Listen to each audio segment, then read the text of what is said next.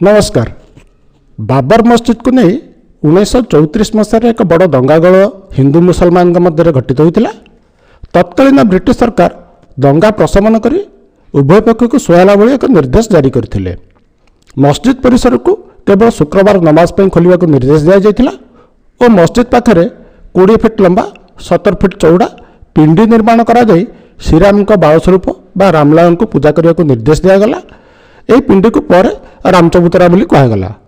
रामलाल भोग पर कौशल्या रोषे सीता रोषे जगह उद्दिष्ट रहा। समस्त दायित्व निर्मोही आखड़ को प्रदान करा जायथिला। संपूर्ण विवादीय परिसर को सुरक्षा घर को नि प्रतिदिन निरीक्षण व्यवस्था करा जायथिला। 1949 23 डिसेम्बर राति रामचबूतर पूजा पाउथवा रामलाला मस्जिद मुख्य गंबुज तले प्रकट होवार संवाद समग्र अयोध्या खेलीगला एवं आखपाखु हजार हजार दर्शनार्थी मस्जिद रामलाल दर्शन पर भिड़ जमाइले। मंदिर निरीक्षण दायित्व में तत्कालीन थानेदार रामदेव देवंकर रही। उच्च प्रशासन को घटना जणाया पर प्रशासन 50-60 जन अज्ञात लोकों विरुद्ध में मूर्ति रखिबार अभियोग आईपीसी धारा 147, 448 और 295 एफआईआर करथिले।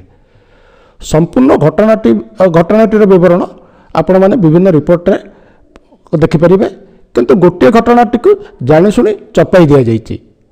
कोर्टे जो घटनाटीर विचार चलता से दिन रात्रि दायित्व थिबा कनेस्टेबल अब्दुल बख्तार बयान रखा जाइथिला। अब्दुल बख्तर तांको बयान दर्शाई जे से दिन रात्रि एक उज्ज्वल आलोक आकाश पथरे भासी आसी मस्जिद परिसर मध्य प्रवेश करथिला, जहाको से निज आखिरे देखिथिले, किंतु उज्ज्वल आलोकटी कौन हो पारे ता जानि पार नथिले। परदिन सकाळे मस्जिद परिसर में रामचबूतर पूजा पाउथवा रामलाल विग्रह मस्जिद मुख्य गंबुज तले देखा पाइथिले।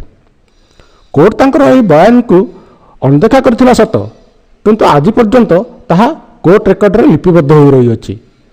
मुसलमान होई मध्य से ही प्रथम व्यक्ति जे कि प्रभु रामलाल स्वरूप दर्शन करि पारथिले। धन्यवाद। जय जगन्नाथ। जय जय श्री राम।